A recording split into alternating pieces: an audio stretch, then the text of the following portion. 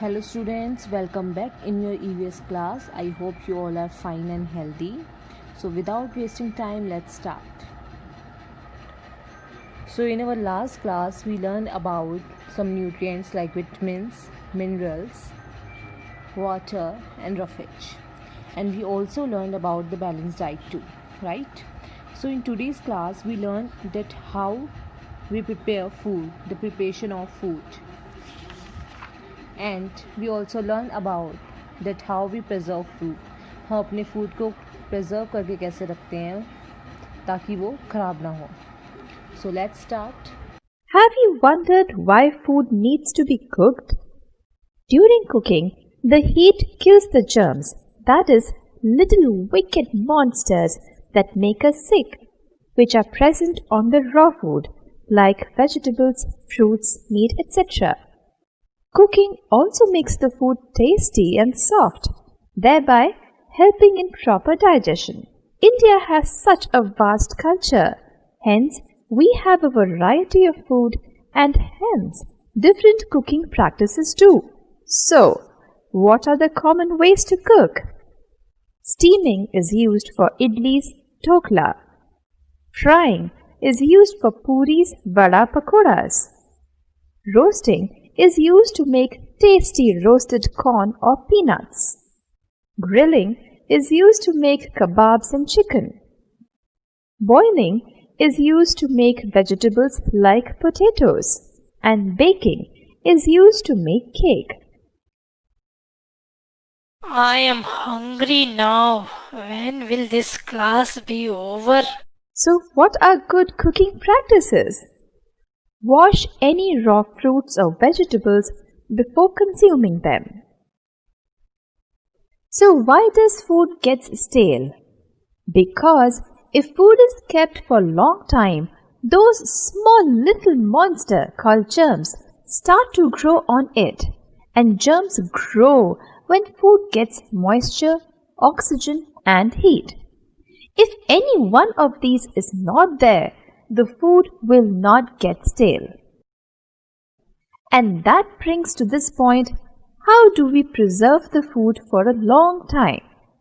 Food can be preserved by keeping in fridge so no warmth for germs to grow, drying the food so no moisture, putting inside can so no oxygen, adding preservatives to protect them like salt, sugar, oil, which is used in pickles.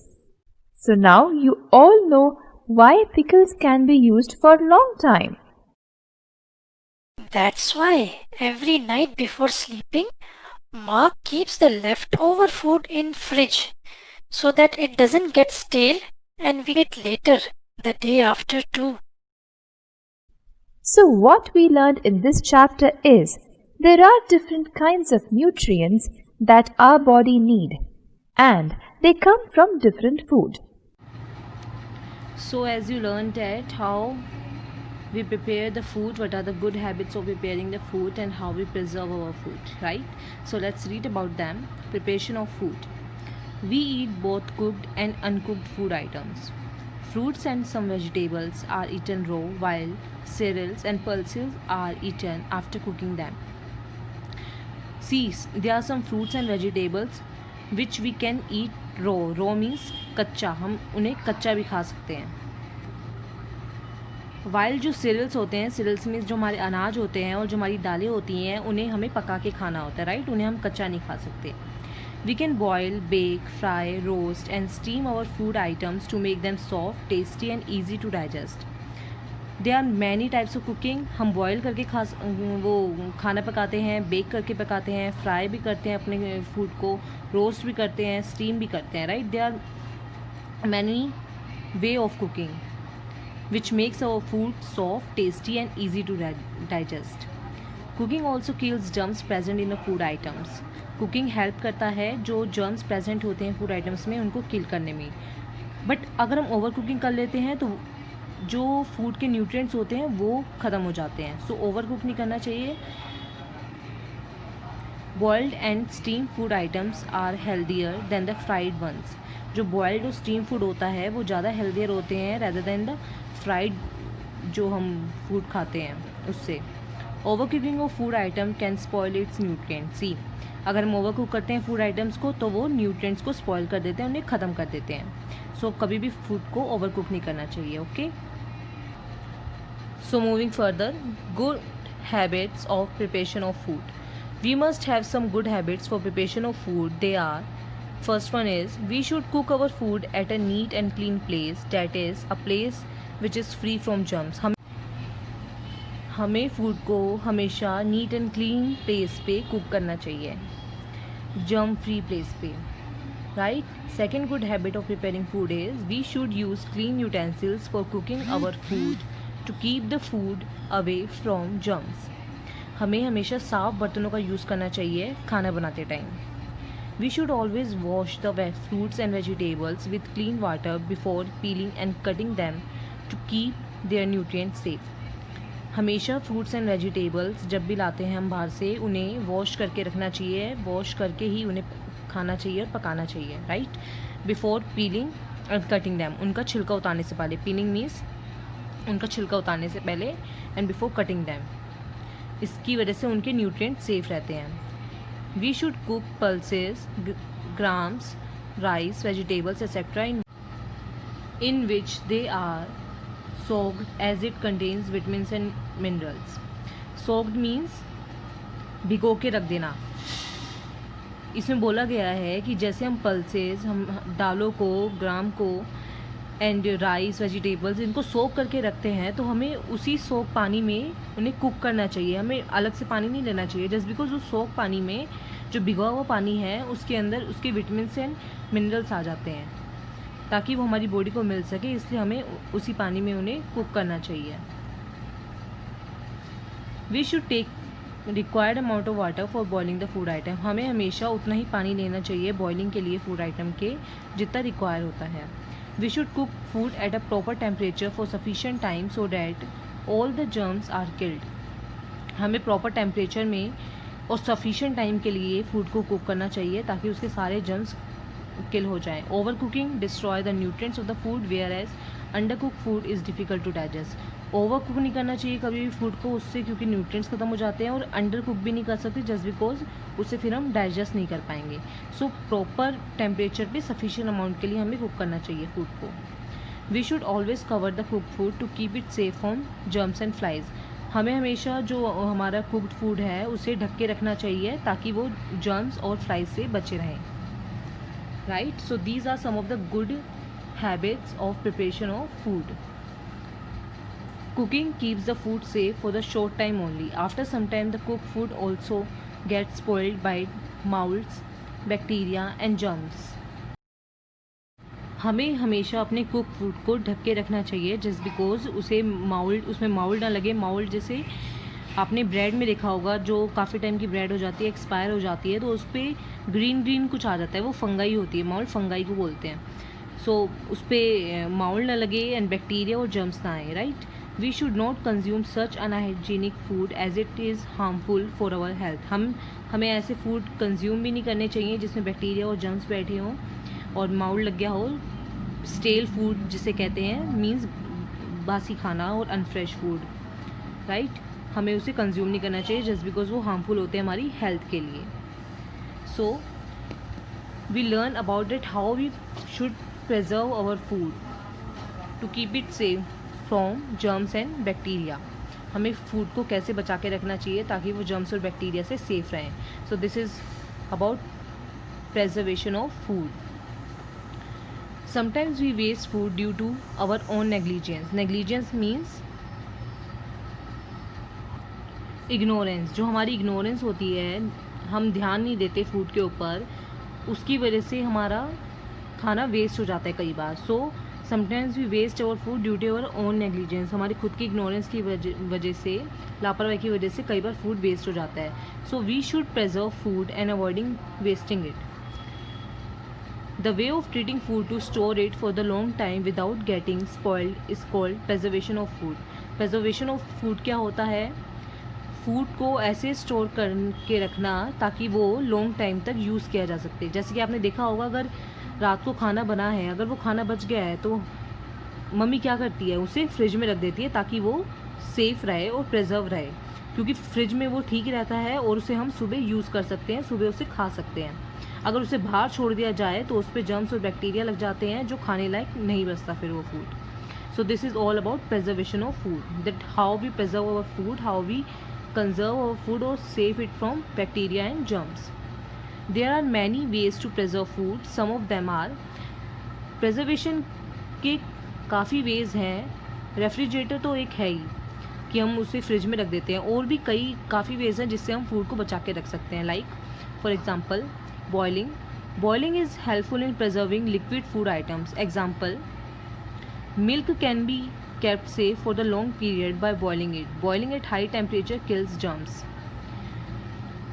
See, अगर हम milk को बिना उबाले रख दें तो वो दूध फट जाता है। सो मिल्क को प्रिजर्व रखने का क्या तरीका है, उसे बॉयल करके रखना। अगर हम मिल्क को बॉयल करके रखेंगे तो वो लॉन्गर पीरियड के लिए चलेगा। So boiling is one of the method to preserve the food. There is a fact file, water boils at 100 degree Celsius. Water कितनी डिग्री सेल्सियस पे बॉयल होता है, 100 degree. Canning, some food items can be preserved by packing them in air tight containers, tins and jar. This method of preserving food is called canning. कुछ food items को हम air tight containers और jars में अगर store करके रखते हैं तो उस मेथड को बोलते हैं Canning. Fruits, vegetables, sweet meets, pickles, meat, fish and medicines are preserved by canning. All the food items which are preserved by canning are free from bacteria because bacteria do not grow in the absence of air and moisture. हमने उसे tight container में अपने food को डाल के रख दिया है जिसकी वजह से उस कंटेनर में एयर नहीं है। So bacteria never grows in the absence of air and moisture. जब अगर उसमें पानी नहीं होगा, मॉइस्चर ही नहीं होगा बिल्कुल भी। वन मोर थिंग, जब भी हम एयर टाइट कंटेनर में उसे रखते हैं तो हमें देख लेना चाहिए कि हमारा कंटेनर कहीं मॉइस्चराइज तो नहीं है, कहीं उसमें पानी तो नहीं है, क्योंकि अगर उसमें पानी होगा तो उसमें बैक्टीरिया अपने आप आ जाएंगे और हमारा फूड ख़राब हो जाएगा। हमेशा ड्राई कंटेनर लेना चाहिए अपनी फूड आइटम्स को रखने के लिए, तभी वो प्रिजर्व रहेंगे। सो this is second method of preserving the food, Canning, in which we preserve the food in the airtight containers, tins or jar. Now third method of for preserving food items. So third हमारा है drawing and dehydration में क्या होता है कि हमें अपने food items में बिल्कुल भी मॉइस्चर नहीं लगने देना चाहिए। अगर मॉइस्चर उसमें थोड़ा ज़रा सा पानी रह जाता है तो पानी जर्म्स को अट्रैक्ट करता है। फूड आइटम्स में जर्म्स और बैक्टीरिया ईजिली लग जाते हैं, फिर वो स्पॉइल हो जाते हैं हमारे food. So let's learn about this method. Drying and dehydration is another method of preserving food, vegetables, milk, meat and fish. If the food items are dried or dehydrated means जो उसमें पानी है वो बिल्कुल डिहाइड्रेट मतलब loss हो जाता है उसका वाटर, बिल्कुल भी उसमें मॉइस्चर नहीं रहता, वो बिल्कुल ड्राई हो जाते हैं। Water is removed completely. They can be preserved for long time. If the food items are dried and water removed completely, then they can be preserved for long time. वो longer period के लिए preserve करे जा सकते हैं। अगर वो dry हैं, उसमें water बिल्कुल भी नहीं है, moisture बिल्कुल भी नहीं है। A large number of food grains like wheat, rice, pulses usually get spoiled due to moisture, rats and insects. जैसे wheat होती है, हमारे राइस होते हैं, हमारी दालें होती हैं, अगर उसमें ज़रा सा moisture रह जाए, उसमें पानी गिर जाए किसी भी वजह से, हमारी नेग्लिजेंस की वजह से, अगर इग्नोरेंस की वजह से उसमें पानी गिर जाए और हम उसे ऐसे ही रख दें दालों को उठा के, तो वो ख़राब हो जाएंगी, उसमें जर्म्स और बैक्टीरिया अट्रैक्ट कर लेगा वो फूड और वो ख़राब हो जाएंगी। They should be stored in moisture free containers as bacteria and other germs can not grow without moisture. See, जैसे कि कैनिंग में भी बताया था, मॉइस्चर फ्री कंटेनर्स को हमें फूड स्टोर करना चाहिए just because moisture free container में बैक्टीरिया ग्रो नहीं करते। सो this is the third method of preserving the food, drawing and dehydration, कि हमें अपने फूड में बिल्कुल भी मॉइस्चर नहीं लगने देना चाहिए, हमें उनके ड्राई रखना चाहिए सेफ प्लेस पे ताकि वो सेफ रहें। Let's learn about other method of preserving the food which is salting. Some fruits, vegetables, meat, fish are preserved in the form of pickles by adding common salt to them. In this way they are preserved for a long time. Salt is good preservative. See, through salting we can also preserve our food, like जैसे meat और fish होता है, अगर हमें उसे preserve करके रखना है तो अगर हम उस पर नमक लगा के रख दें उसे, तो उस पर जर्म्स और बैक्टीरिया नहीं लगेंगे. सो this is also a method of preserving the food, salting. अगर नमक लगा के रख दो अगर फूड आइटम पे तो भी उस पर जर्म्स और बैक्टीरिया कैच नहीं करते हैं. Okay, so salt is a good preservative. Salt की वजह से उस पर जर्म्स और बैक्टीरिया नहीं आते हैं. Other method is sweetening. Like salt, sugar is also a good preservative. Some fruits like mangoes, apples, guavas, etc. are preserved in the form of murabbas, jams, and jellies by adding sugar to them. Fruits are kept safe for the long time. See, अगर हम अपने fruits का मुरब्बा बना लेते हैं, like उसमें sugar डाल के उसे रख देते हैं, तो मुरब्बा बन जाता है. जैसे आपने खट्टा मीठा खाया होगा, आंवले का मुरब्बा खाया होगा, सेब का, आम का मुरब्बा खाया होगा, जैम्स भी होते हैं, जेलीज भी होती हैं, तो वो जल्दी सी ख़राब नहीं होती हैं वो चीज़ें. तो sweetening through sugar is also good preservative, जो हमारी फूड को बचा के रखती है जर्म्स और बैक्टीरिया से. Fruits are kept safe for the long time. जो फ्रूट्स होते हैं वो लॉन्गर पीरियड के लिए चल पाते हैं.